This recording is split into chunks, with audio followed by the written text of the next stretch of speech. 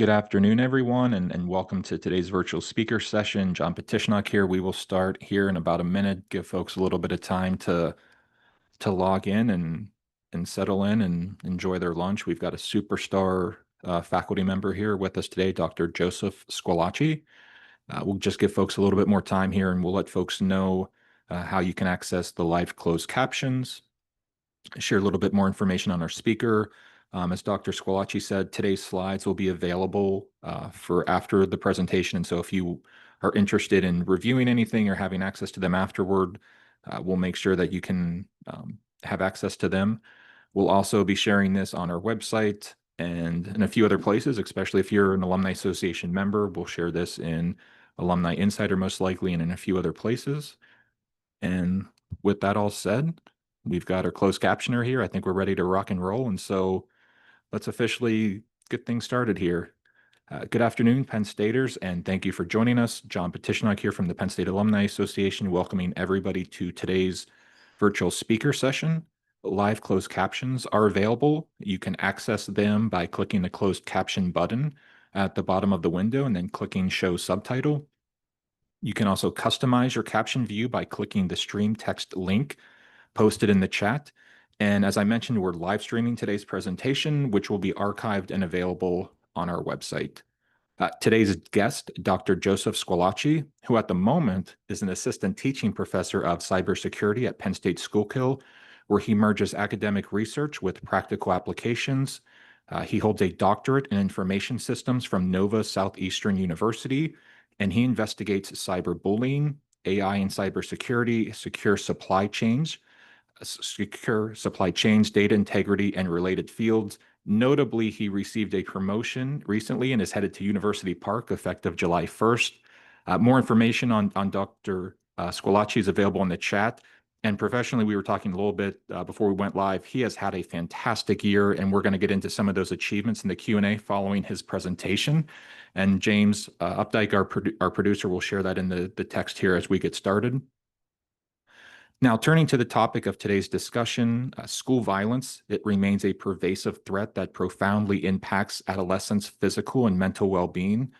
Dr. Squilacci will discuss a research project that combats the threat in Schuylkill County, and it does this by fostering empathy, inclusivity, and understanding. And through a robust, novel, intentional strategy, the project aims to use virtual reality and personalized scenario training to stop school violence and also enhance school climate through education, prevention, and training, all while promoting equity and violence prevention for communities underserved, marginalized, and disproportionately affected by crime and victimization. Addressing both school violence and cyberbullying, the approach targets the root cause, seeking to create safer, healthier environments, with the end goal being to support every student's well-being and academic success. All that said, good afternoon to, and thank you for joining us, Dr. Joseph Squilacci. Thank you, John. That was a fantastic intro. And again, thank you for having me today. It's been a whirlwind year. It's been a tremendous, successful year, as you mentioned, not just for myself, but as well as my team. And I'm very fortunate and, welcoming in all that we do in this research that we're sharing. One of the things that I think is important to realize today when we talk about this grant and this research that we're doing is this is not an individual effort. I'm very fortunate to be part of a fantastic team, and we'll get into that as we go. But one of the things as well with this Department of Justice grant that we'll mention is that we're looking at a topic that, as you mentioned, is quite pervasive across not only the elementary school and the middle schools, but across high school, the college level, and even into industry and secondary areas as we go. So one of the things we're going to look at, again, is how do we stop school violence and cyberbullying within our environment. Now, you mentioned some things that I've done, and I'm not going to curry that any further, but I do have a little bit of background experience in this from both the military while I was serving with the U.S. Air Force, as well as some notable achievements that we can discuss later. I'm not going to talk about me, but some details are here, as well as an org ID that has some of the research that we've been talking about that have led to some of the background that we've been able to do in helping us secure this grant from the Department of Justice. So one of the things that we talk about as we get into cyberbullying across Pennsylvania is why we are still having this problem. So some of the core challenges, if we think about this broadly, is how do we address cyberbullying and what type of problem is this? So we can look at the data and realize that across statewide, there's roughly 20% of students experience some type of online harassment or bullying. Most of these go unreported. Why? Well, there's a lot of reasons, but mainly we don't know how to identify it. We don't know how to report it. We don't know the scale of the harm. We also know that we have problems with different areas and different ways to look at how we have evidence and what type of evidence points to actual actual violence and actual bullying behaviors. Is it based on gender, sexual orientation, geography, etc.? We don't know, but we're finding out.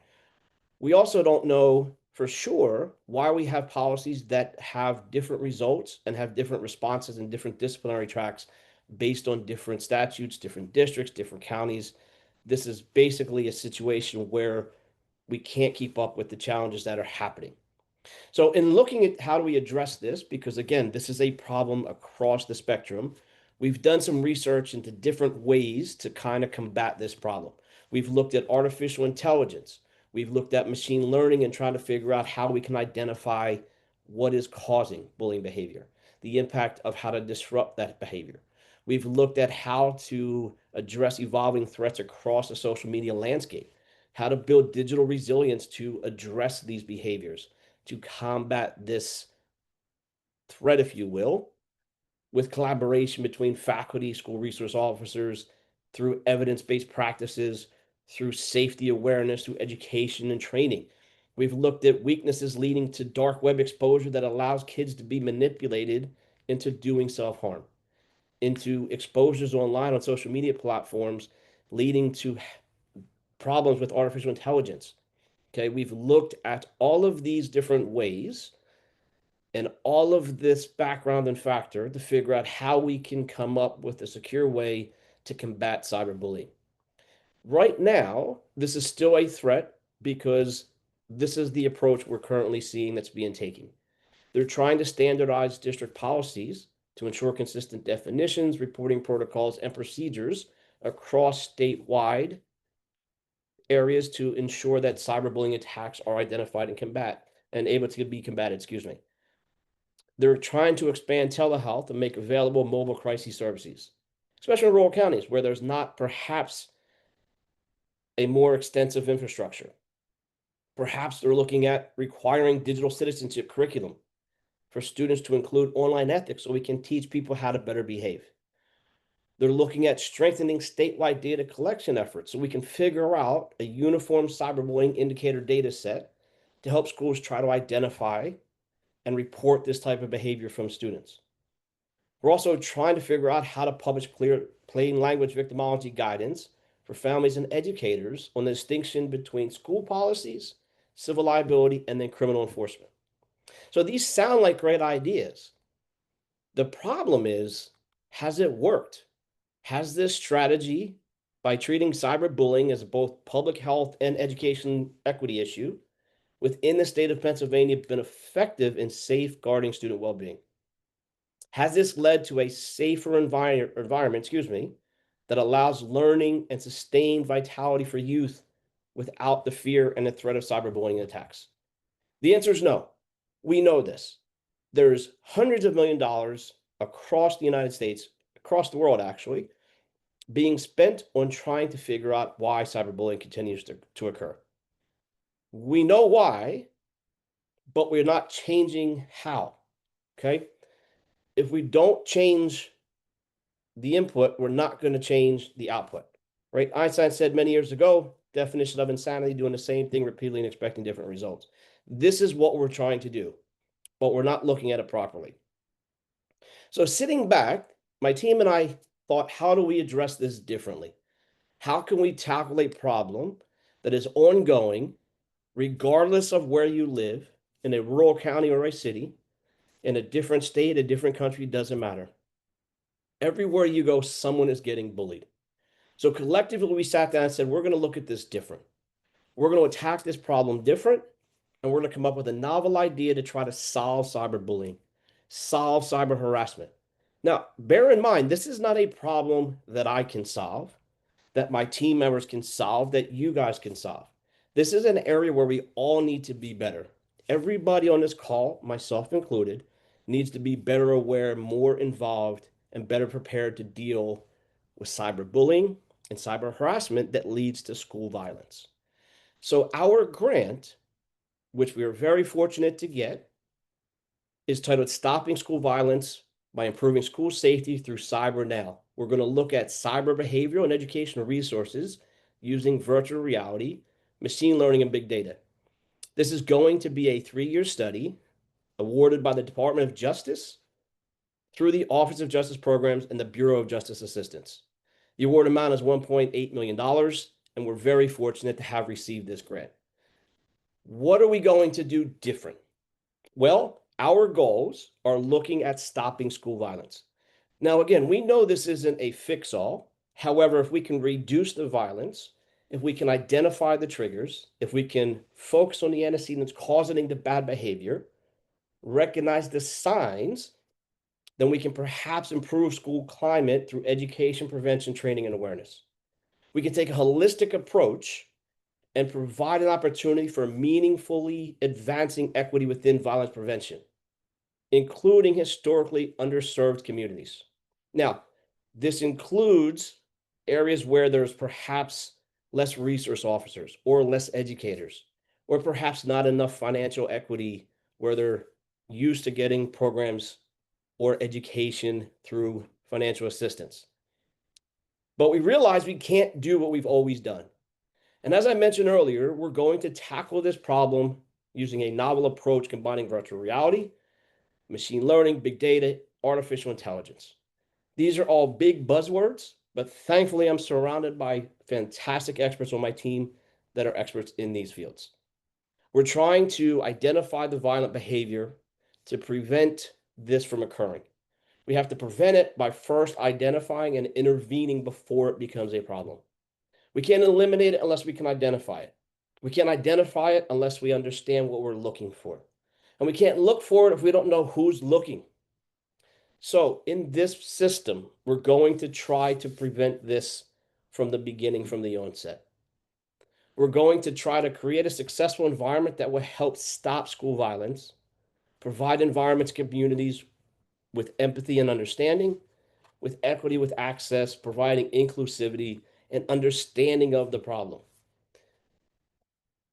The first part of this includes pre-research through a grant that, again, my team and I were fortunate to get, the Presidential Public Impact Research Award from Dr. Benaputi's office. This is a grant that's going to allow us to identify risk factors and protective factors of cyberbullying behaviors in rural areas using machine learning and big data analysis. Now, that's a lot of big words, but basically what it means is this. Our interdisciplinary team, comprised of senior faculty members and subject matter experts from both criminal justice, information technology, and cybersecurity, we're going to work closely with different school districts within our school community.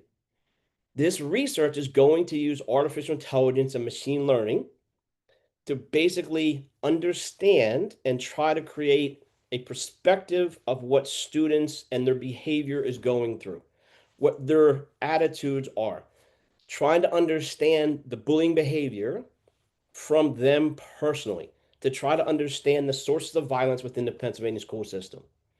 Now, the benefit of using AI and machine learning is we can create a situation where we take out the human behavior. We can use the PACE data, the Pennsylvania Youth Survey data, that's administered to all of the schools in our district, all of the schools in Pennsylvania. We're going to use this secondary data to analyze how school intervention programs currently existing within rural areas have impacted cyber behavior over time. Have they worked? Have they not? What part of these programs have worked? Have there been protective and risk factors identified within those survey data that we can use to identify behavior and trends within these school districts?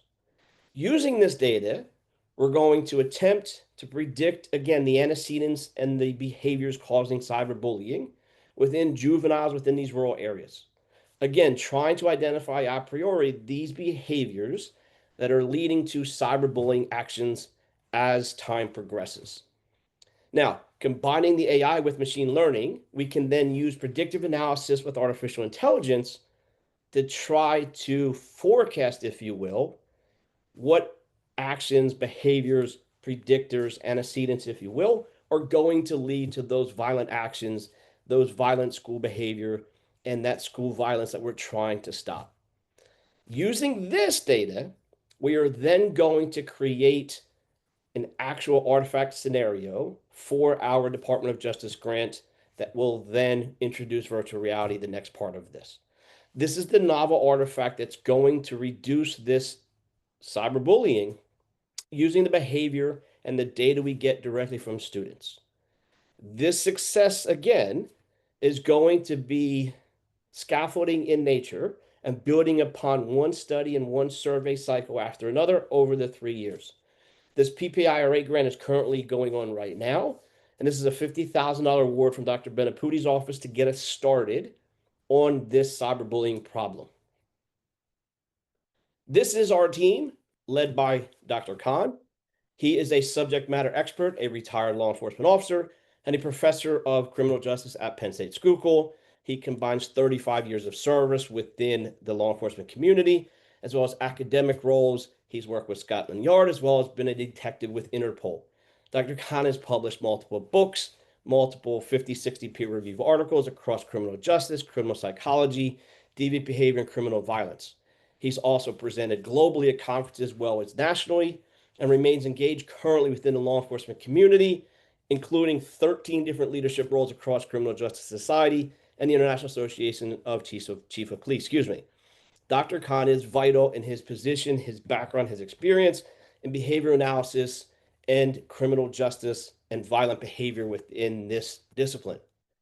We have Dr. Song, who is a subject matter expert, on cyberbullying, as well as quantitative research, big data, and machine learning with artificial intelligence. She has received multiple grants from the NSF, National Research Foundation, also is a distinguished scholar from Korea, and has been investigating Korean bullying and cyberbullying using both qualitative and quantitative research methods for many, many years. She has published 9 books on big data, machine learning, and artificial intelligence, as well as published an extensive volume of journals and research articles on bullying behavior, bullying research, and different cyberbullying tactics, and has been recognized for best papers on multiple cyberbullying research components. Dr. Song is very much a valued member on his team and is an important component of our cyberbullying background. Next, we have Dr. Stone, who's a subject matter expert on virtual reality, an associate professor of information science and technology at Penn State Lehigh. Dr. Stone, again, brings the virtual reality component to our team and has multiple volumes published in ACM, New Media and Society, Government Information Quarterly, Games and Culture. He teaches virtual reality, he teaches game theory, and his current research with us focused on social impacts of computing, specifically social media by public sector organizations and social identity within the term gamer and the gaming community. Why is this important? Well, as we noted earlier, cyberbullying happens across the spectrum. As we get more and more involved within social media, we're getting bullying from online gaming, we're getting bullying within sports, within academic classrooms, within our culture, within our society, within school systems, and without that all lead to school violence if we're not careful and we're not understanding the problem. These subject matter experts make my job easy as they are all well-rounded and well-versed and well-respected globally within their fields for what they do. How does this concern us? Well, we talked about it earlier. Cyberbullying concerns directly dealing with issues that haven't been resolved. One of the major things I mentioned earlier, we have a very high prevalence of bullying incidents that are underreported. We mentioned it, 1 of 5 students, 20% unreported, only 60% notify an adult. This leads to long-term problems, personal shortcomings on development, delayed intervention, and possible self-harm if the students are not being addressed in a way that helps them deal with this bullying behavior. Identity and rural access gaps across the PA landscape. We know that within our community structure, we have cities, we have rural communities, we have farming areas. We also have sections and segments of society and culture where we have females, members of the LGBTQ community, where they are experiencing bullying at nearly twice the average. We also know that rural areas lack broadband options, limited and reduced local counseling services, which lead to intensifying problems and potential exposure to bullying attacks. We know this. These are problems that are directly concerned with bullying that haven't been addressed with the generalized care that we are being exposed to currently. Uneven district policies that we mentioned. State laws are different than district. District laws are different than federal. Federal are different from state. This is problematic. We need to understand these policies, yet different enforcement is at play at school and within the criminal situation. Mental health fallout. If there's not treatment, if bullies are continued to allow, or they're allowed, excuse me, to continue their negative behavior, the victimology is going to be extensive with high levels of depression, anxiety, suicidal tendencies, as well as potential for self-harm. Folks, we know this is not an easy topic, but this is something we need to be aware of. Students don't just wake up one day and decide to do self-harm. This happens after repeated attacks of bullying, repeated issues of maybe online harassment that go untreated. We have to be aware that this is occurring and could lead to, again, self-harm or worst case, community or self-school violence. This is something that happens in rural counties. It happens where there's areas of shortage of child psychologists, no social workers. This is problematic. We know we have to do more with less. As professors, as educators, as teachers, as workers, as every person has to do more with less. We have to be friends, parents, brothers, mothers, sisters, fathers. We have to be all things to all people. Okay, we have to be aware because of the shortages. We have to lend an ear. We have to help people. So when there's a concern, we have to be there, whether we're a psychologist or not, just to help students. Off-site jurisdictional issues. We know again, while most harassment happens on personal device after hours, there's no consequences. Again, we talked about Dr. Stone with his society research on gaming and online. If there's social media harassment, that leads to bullying on site. If a student is getting bullied on a social media platform, they are then going to continue that online. However, how do you, as an educator, intervene when it starts off site? By the time that problem becomes on site, it's already gotten to the point where there's violence, perhaps inbound. Social media platforms and gaming spaces. We know, again, applications, encrypted messaging, multiplayer gaming. While I mentioned gaming here, I'll take a short moment. We are also doing cyberbullying in online gaming. Why? It's an outlet that people go to perhaps vent, but then it's easy in an anonymous way to get caught up in a group that then bullies other people online. So again, the bullying happens on these social media platforms. Again, school staff are not trained properly, do not have the education, awareness, or the resources to try to stop online gaming and bullying that happens there. All right. Again, this is one of those situations where it's after hours, but then consequences get brought back to the school system. And we mentioned a confusing legal landscape. If a child is getting harassed, where does it fall within the discipline spectrum? Does a school advisor take discipline approach? If it happens off campus, if it happens after hours, if it happens on a sports field, if it happens in a gaming environment, where does the victimology get recourse? Where do they get recompense if they're having a problem? Is it a misdemeanor? Is it a crime? Is it? Nobody knows. We do, but across the landscape, it's not being introduced with success or with consistency. Now, all that being said, I mentioned earlier insanity doing the same thing, expecting different results. We are not going to do the same thing in this research that has been done historically because we know we're going to get the same results. So in order to change the outcome, we have to change the input. So we're going to re-examine the pedagogy behind how cyberbullying is currently being treated and these defensive strategies that are being taught to students. We're going to try to better understand why current strategies are not working effectively.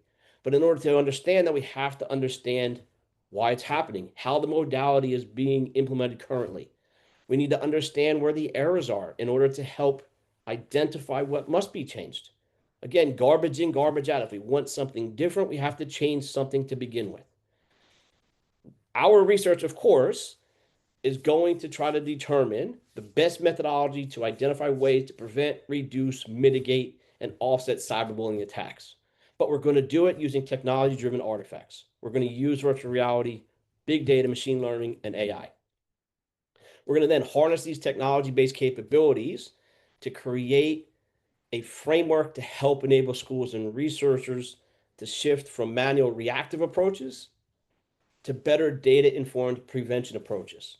Be more proactive, using scenario-based feedback from students and student participants, as well as resource officers, as well as administrators, as well as teachers, as well as administrative staff.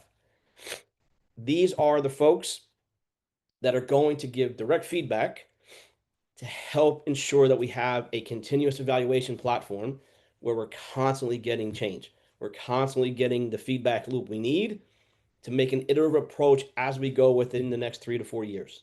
While this is a 3-year study, our goal is to continue this research from district to district within the state of Pennsylvania with roll-on funding to then create a statewide framework that perhaps could be a national implementation within the Department of Justice. This is not something that is just a throwaway case for us.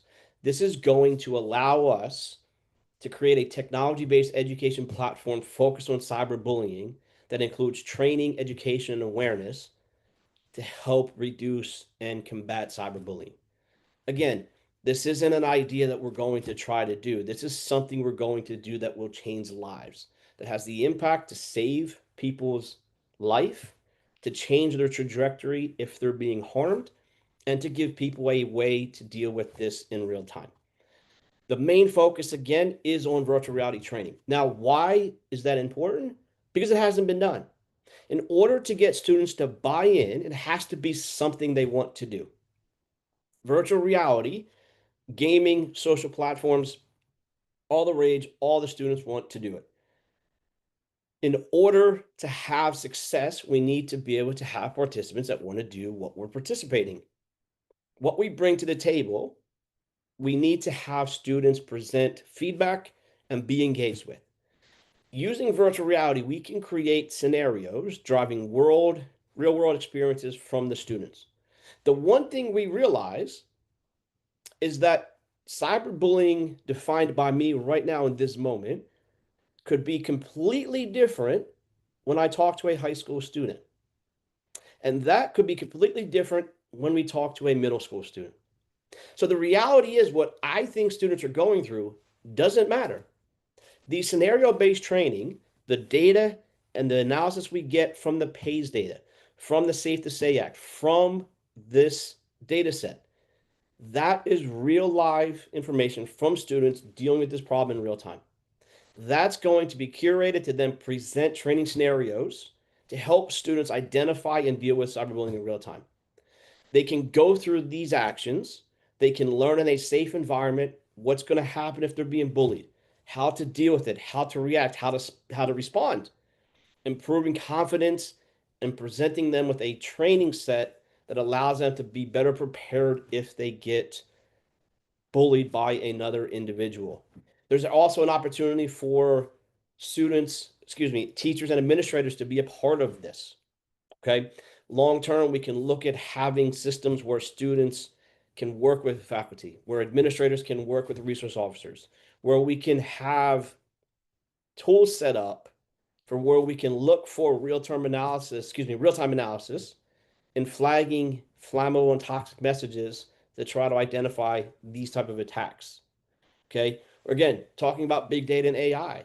One of the things that Dr. Song was able to do in South Korea with a government grant there was use natural language processing model to identify abusive hate speech, harassment, real-time jargon leading to cyberbullying. Again, these are tools that we can use for early warning systems to look at the antecedents. If we figure out ways that people were talking These micro actions, if you will, lead to long-term abusive language, leading to physical altercations and long-term violence. Okay. We can also create a system where we're going to have anonymous reporting. All right. Through these training resources and this education platform, we're going to have a system that, again, allows students to engage, to participate, and be a part of this training willingly without the fear of being labeled perhaps a snitch or being labeled something by another in school because they're reporting that they've been bullied. Okay. And again, lastly, scenario-based digital citizenship and these training modules, interactive scenario-based training for simulated-based branching narratives that teach media bullying literacy. This doesn't apply just for students.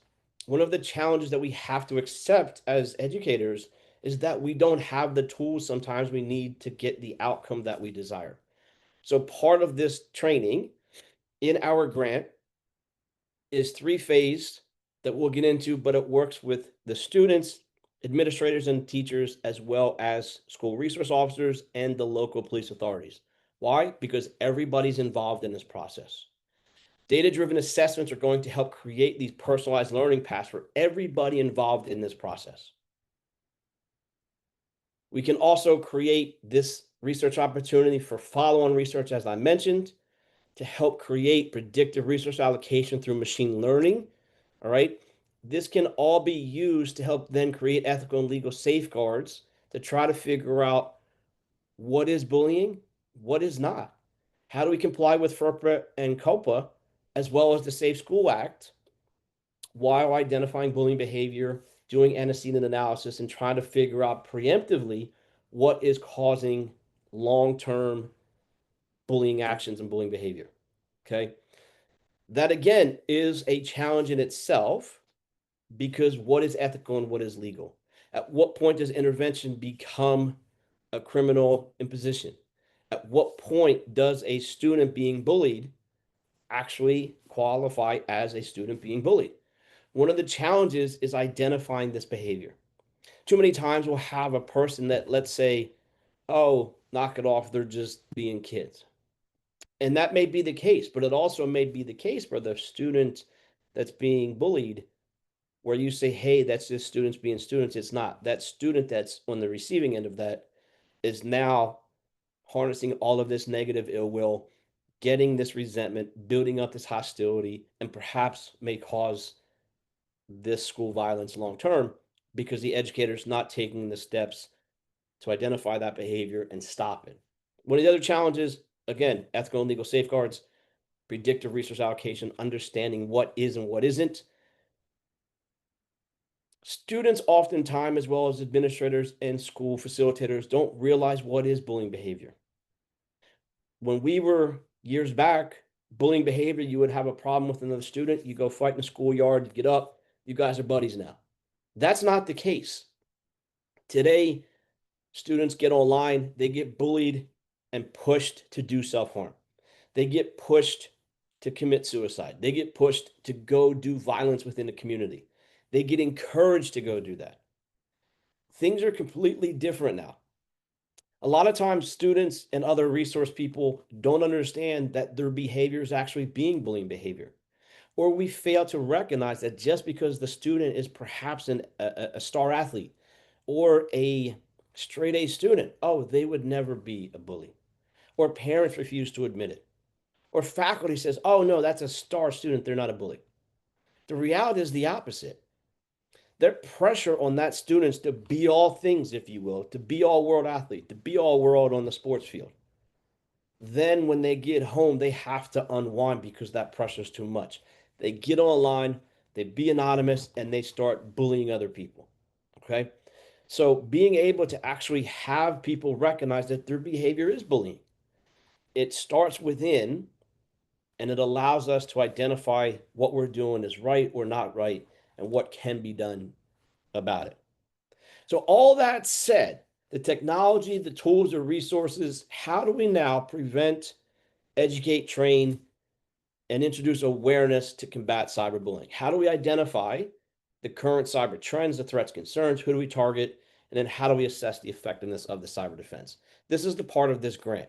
Again, we mentioned this to stop school violence, provide a safe school climate, and allow marginalized opportunities for people that typically don't have the resources. The main focus of this we talked about is using virtual reality. We're going to use the MetaQuest 3, which is a virtual reality headset that we're going to present custom-based scenarios developed by Dr. Stone and his team to make real-life training for these students. Again, I mentioned it earlier. What I think is virtual is a scenario where the students tell me what their problems are, what they're dealing with in the classroom, in the hallway, outside of class. We're going to then present this in a virtual environment that's safe, that's comfortable, allows them to learn. This is a big thing that's done when I was in the military. We do it for mock-ups. We do it, to make sure that you're understanding of the scenario before you actually go in the real world.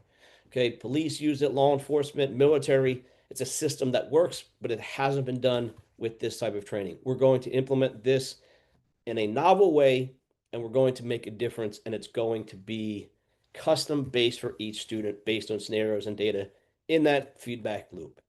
Okay. We're then going to figure out through a dual lens, looking at both perpetrator and victimology. Not only do we understand why cyberbullying attacks continue to occur, we're going to look at the environmental factors that contribute and influence aggressive adolescent behavior. Maybe there's not enough community impact. Maybe there's not enough resources within the environment. What are the socioeconomic predictors that can be used to identify the likelihood of individuals becoming a cyberbullying perpetrator, as well as when to navigate behavioral traits, or excuse me, when negative behavioral traits begin to develop at what age? What are the antecedents causing them? And how do we get in front of that before they develop long term? One of the key objectives of this research and why it's super important to me and very exciting is it's not just myself and my team. We are going to coordinate with community partners, community-based organizations within the Schuylkill County and our Schuylkill district, local outreach, different SMEs, and we're going to help foster a safe environment for learning and civic growth within our community. Phase one, working with the PACE data set that we're currently using right now. The PACE data survey conducted by Pennsylvania Commission on Crime and Delinquency. This data set has been curated, if you will, as times have changed, and now includes data and self-reported behavior about attitudes, knowledge, alcohol, violence, school safety, home safety, school variables, bullying behavior, internet safety, ethics training, all of that information given to students in 6th, 8th, 10th, and 12th grade.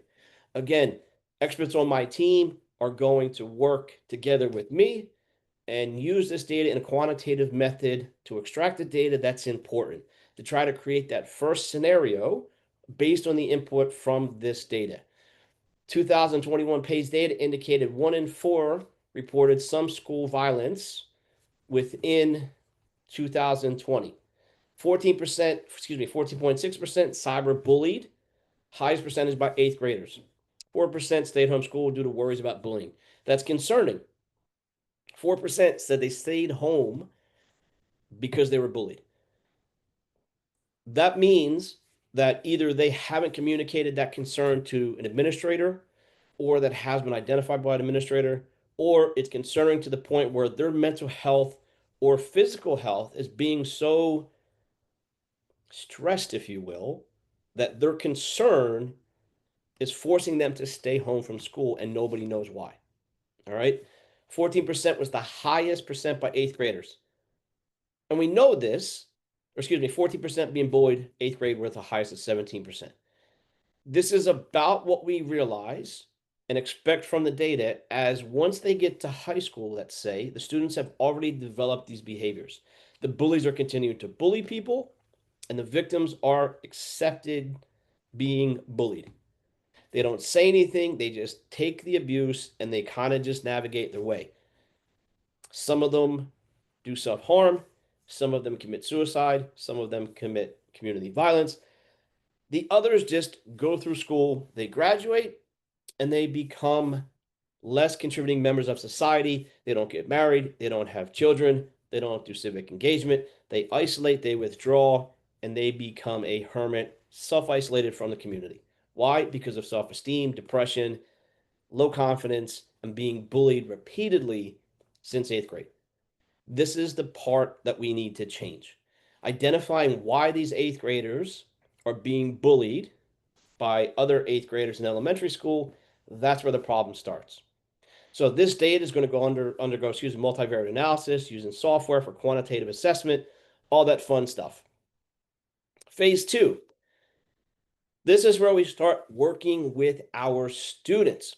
We are going to partner with Schuylkill County High School or Schuylkill County School District, Pottsville High School School District, and we're going to have coordination where we're conducting online and in-person surveys. We're going to use data analysis to work again within our team to identify violent concerns, bullying needs and challenges, and then create these scenarios based on that. We're going to focus on communities, again, historically underserved, marginalized, and adversely affected with this disproportionality by crime, school violence, bullying, etc. Trying to understand and where best to intervene our bully and our victimization framework to help do the most good.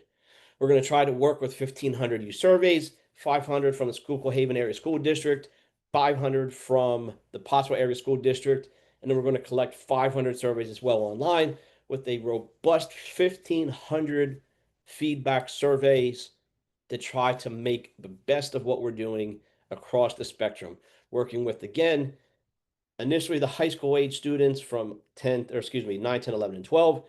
Enroll on research. We're going to try to work with the middle school as well. We're going to collect information on demographics, bullying perpetration, victimization behavior as well. We want to know if the bullies are being bullied, right? What are they doing?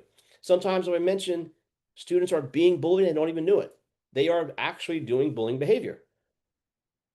Letting them know that, hey, this isn't okay, will help them then realize that what they're doing is not acceptable. They are causing problems to other students, and this is part of identifying the antecedents that will lead to further school violence and bullying behavior.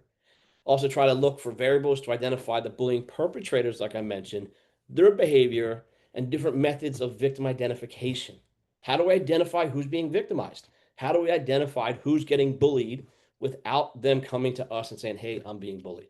Okay. Phase three, focus group interviews. This is where we have the coordination within the community. We're going to work with students, school staff, administrators, school resource officers, and then we're also going to talk to law enforcement officers and subject matter experts within the community as well. This is important because one of the things we have to realize as well is that if a student is having a mental health crisis from being a bully or from being bullied, if it reaches a level where violence may occur, not necessarily does that require a student to be put in handcuffs. We need to understand that maybe there's an empathy side of this that we understand better. We need to understand more about what's happening. Sometimes they are going to have to go hands on and put students in handcuffs, no doubt. But by getting SMEs involved, by getting SROs and LEOs involved in this training, they can get the same understanding, awareness, and education about the bullying behaviors. They can see what's likely to cause a violent outburst so they can interject before it becomes that. They can pull a student aside and say, hey, let's go have a talk. Otherwise, 10 minutes, they may have to go hands on because there's going to be a fight, okay? Or something worse. Again, this isn't a fun topic, but it's something that can change lives and something that we all need to be better at together. Focus groups will be facilitated, of course, by members of our team. They can be done in person, they can be done online, we can use Zoom, however our participants are comfortable. Some students will want to do it anonymously, and that's okay. Other students will want to do it qualitatively, where they're sitting and talking with us. It doesn't matter. They're basically going to provide audio feedback, transcription service. We can get verbatim what's happening. So then we can use this data to make more progress towards better training, better awareness, better tactics to help cure some of these problems that we're focusing with. As I mentioned, partnerships include collaboration with Schuylkill Haven Area School District, as well as the Pottsville Area School District. These schools we've worked with before. We have dual enrollment with those two school districts, and they're also the largest school districts within our Schuylkill County area that are in need of cyberbullying and school violence assistance. They're going to work with us as well due to some of the online harassment and cyberbullying concerns identified through the Safe to Say Act in the last reporting cycle, 2 times higher than the next option within the student respondent questionnaires. This is concerning again. The more we get online, the more, concerns that we have towards computer use. Everybody's getting more phones. Everybody's getting online gaming. Everybody's getting smart computers, smart glasses, smart watches, whatever. These are all areas where students can get online and use these platforms to bully people. Something silly, I mentioned a smart watch. That in itself is not bullying, but what if you don't have a smartwatch? Then maybe you're going to get bullied because your family's poor and you don't have an Apple Watch. Okay. Something silly like that, where initially it's not a big deal, that person that's getting made fun of because their family perhaps doesn't make enough money, the have and the have nots, if you will. Again, these problems have grown in severity and likelihood for threats that they now can't be ignored like we used to.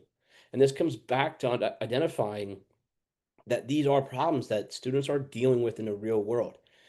7 of the top 10 in the Safe to Say report last cycle all had some component of mental health related to some type of harassment, bullying online, made fun of, getting, racist comments or sexist remarks, or something to do with mental health or online harassment.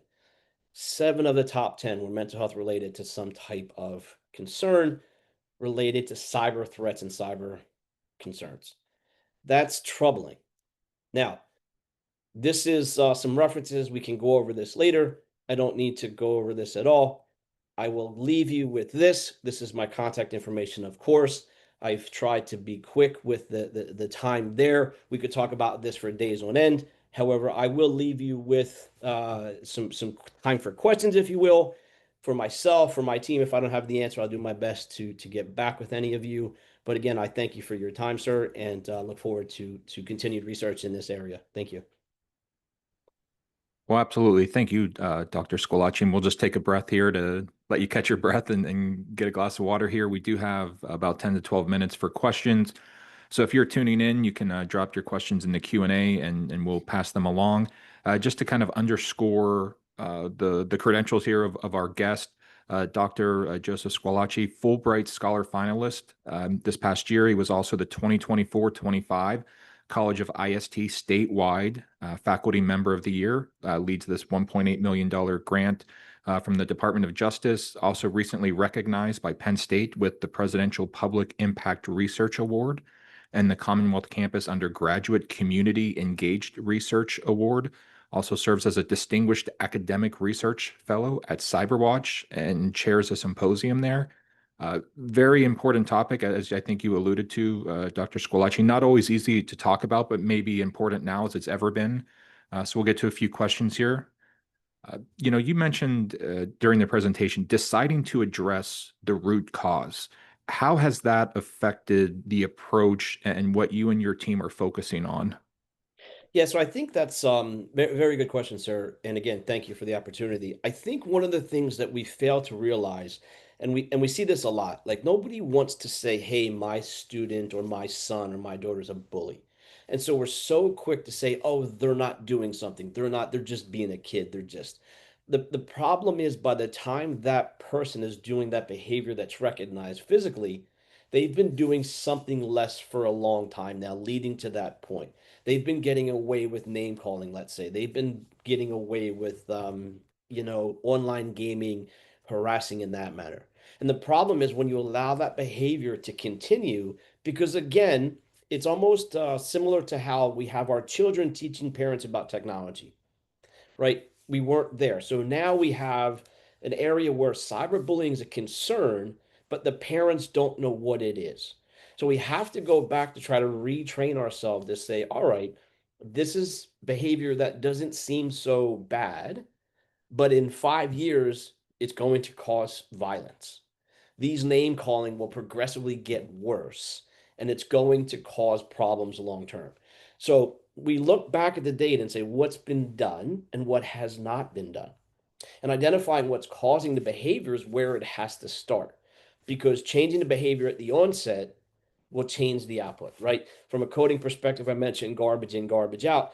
If we continue to allow the behavior at the beginning, it'll never change at the end. If we're trying to tackle cyberbullying at the high school, it's too late. It's already established that behavior will then continue into the workplace. It will continue into college. It will continue in life, if you will. We all have seen or know bullies and grown-ups that are bullies, excuse me. We've seen them, we see them, they're every day, right?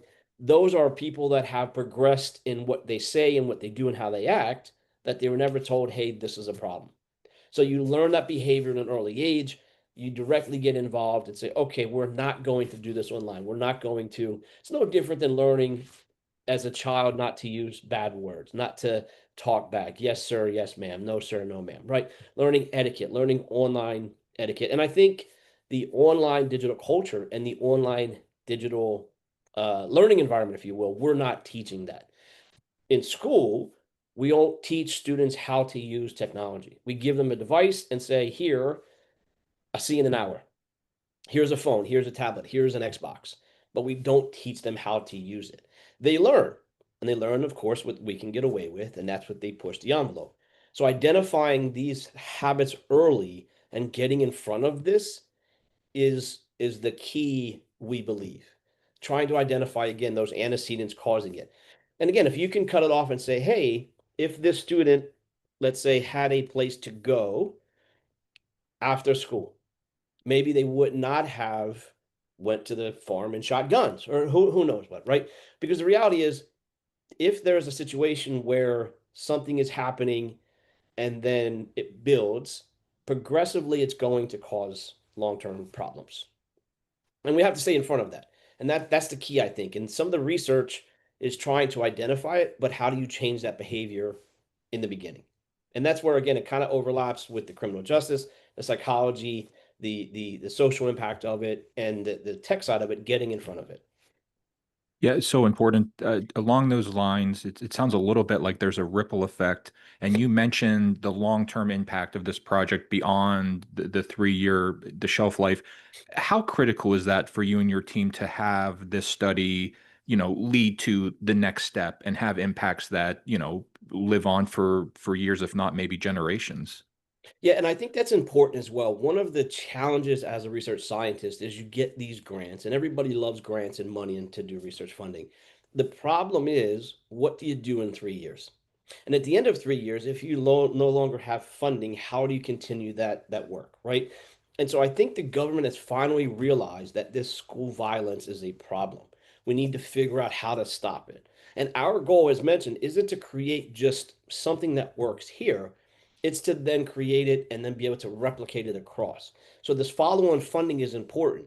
That to me and my team is the only way this problem gets solved, not with money, but with support, with state support saying, hey, we identified this as a problem. We need to figure out a framework that works, and then we can replicate and duplicate success in different counties, and then have, let's say, a state framework for cyberbullying that gets introduced at, let's say, as a class, maybe in middle school. And we have a framework and a website and a training platform that works with educators that can do the awareness, the education, the training, all of this at the early onset where we can identify and establish that it works. And that's a key, right? It's not just a 3 year in and be done with funding, move on to something else. This is a problem that we've known about for a long time. We see it in the military culture with mental health crisis in the military, with veterans, and we see what happens with that when it gets untreated. Now we see it with the schools, how we have this long-term problem with this bullying behavior that's now leads to school violence. We're trying to put the genie back in the bottle, but this is a problem that is not going to go away. We're not presenting a cure that's going to fix it. We're trying to minimize, reduce, and try to help educate students. That way they can self police, if you will, because we're not going to be everywhere. Educators aren't going to be everywhere. The goal is to have a student learn from this, be able to deal with the cyberbullying, then say, hey, you know what, to another student, hey, knock it off, stop doing that. Be able to recognize other people doing bullying. And then through that type of training, that type of platform will allow this to expand and basically try to reduce and mitigate some.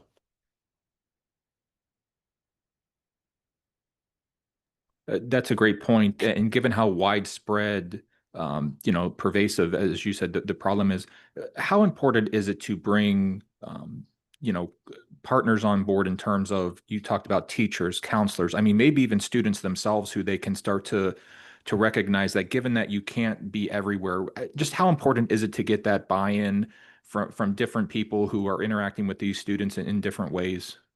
Yeah, and that's a great point as well. And I mentioned this multiple times throughout this session. I couldn't do what I do without my team. I'm surrounded by experts that are way smarter than I am in everything we do, and we can do what we do because of that expertise. We can do it because we have buy-in, like you said, from other disciplines. Having the resource officer being able to get the training that the educators are getting, that the police are also buying in. Like, and again, if you have students that are working with educators, that are working with administrators and saying, hey, you know what? I'm not going to get arrested if I'm having a mental breakdown, then I'm going to be comfortable calling somebody. Or I'm going to be comfortable going to an educator that says, hey, I can know that they're going to deal with this the same way. And that's important because, again, anytime we give a talk, let's say if there's 10 people there, five aren't going to listen, five are. Of those five, one's going to go nuts the wrong way, one's going to go nuts the right way, and you hope to get two or three in the middle that'll tell a couple people. And those two or three people then will tell other people. And that's the reality, right? And so if we go and give this training to an entire school system, we know we're not going to get 100% buy-in. But if the key people are invested in what we're doing, then those people can make the difference. And this isn't a situation, again, that's going to cure itself overnight. If you don't have the support from the administration, if you don't have the support from the superintendent, because the superintendent's going to have to get buy-in from the next government level up. It's going to take funding, it's going to take resources, it's going to take a collective holistic. If you don't have buy-in from the community, if you don't have support from parents, right? You have to have receptive parents that say, you know what, my kid might be a bully. I mean, going through all this training and research and what we're doing, I mean, I'm embarrassed to say, but I was a bully in high school. I was a good athlete and I was a bully. I mean, I'm not proud of it, but learning what I did wasn't okay. And so I can learn from that and say, you know what, we have to be better. This isn't okay anymore. But I learned this through what we're doing. And I think passing it forward, talking to people, having this discussion, not being able, not being afraid to say, hey, let's have this conversation. Nobody wants to talk about, self-harm and school violence and school shootings, but this is the world we live in. And we have to figure out a way to stop it, or it's going to continue to occur. And nobody wants that. This isn't something that can be proactive, or excuse me, reactive. It has to be proactive. We have to get in front of it. We have to figure out why it's happening. We have to continue to invest not just the money, but the right people, the different disciplines. Again, the socioeconomic side of it, the criminal justice, the technology, the cyber, the administration, the LEOs, the SROs, all of these people together working with the community, working with Leo. So it's a collective holistic buy-in that only works if everybody's on board.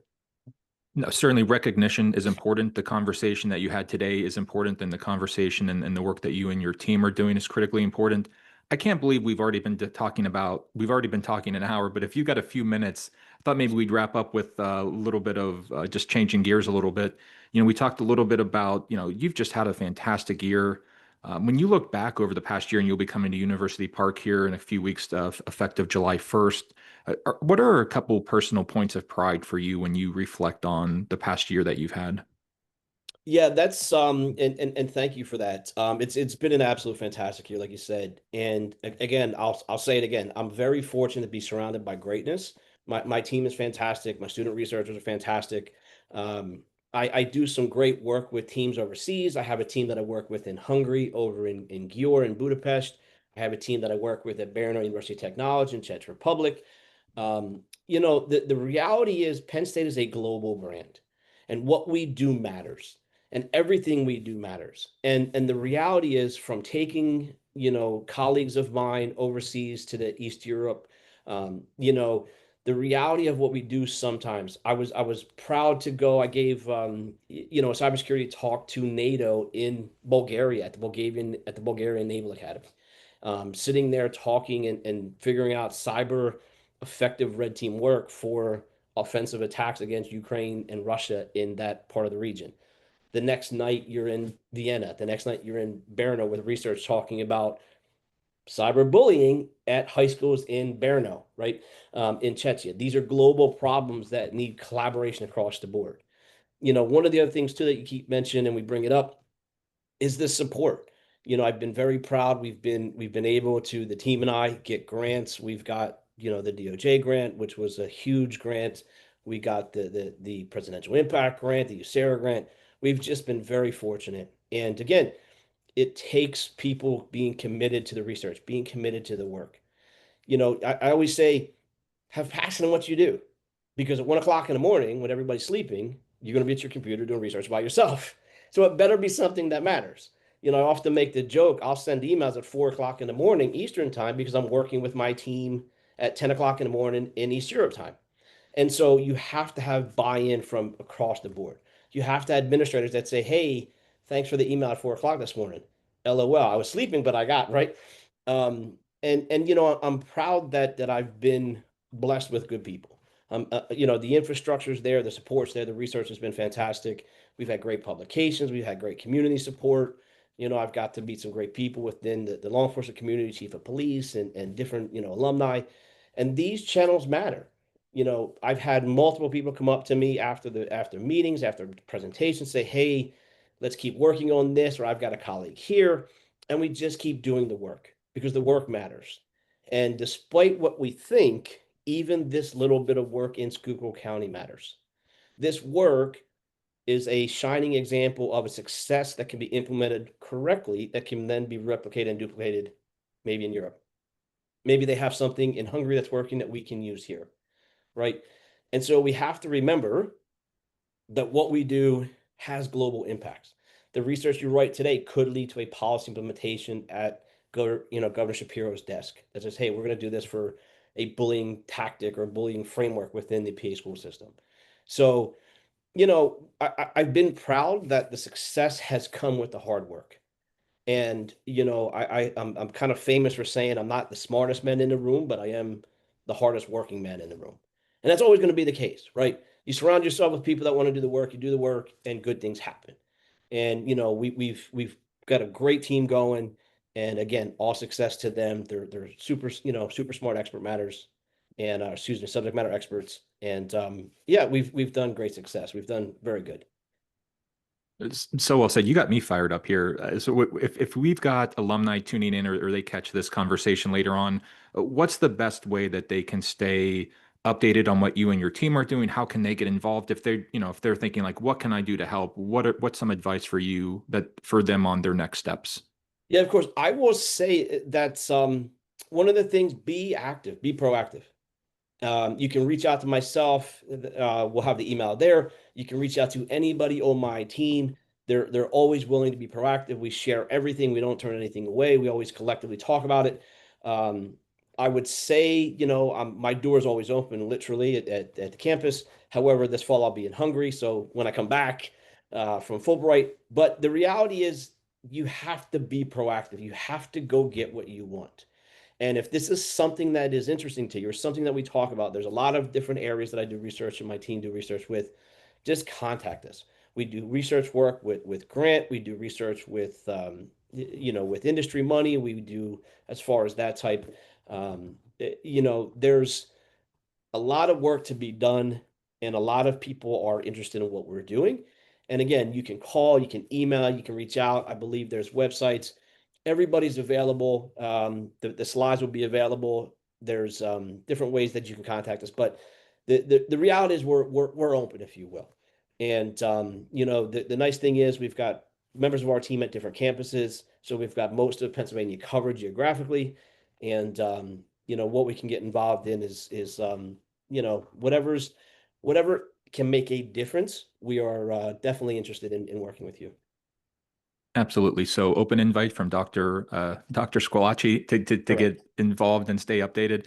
Before we sign off, just wanted to say thank you to everybody for tuning in. Thank you to James Updike, superstar Alumni Association colleague, for producing today's presentation.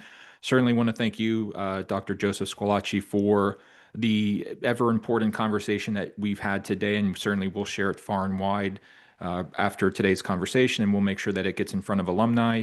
Once again, everybody, thank you for joining into the virtual speaker series. This connects you to our superstar faculty members at Penn State who are leading the way in every imaginable academic field and social endeavor.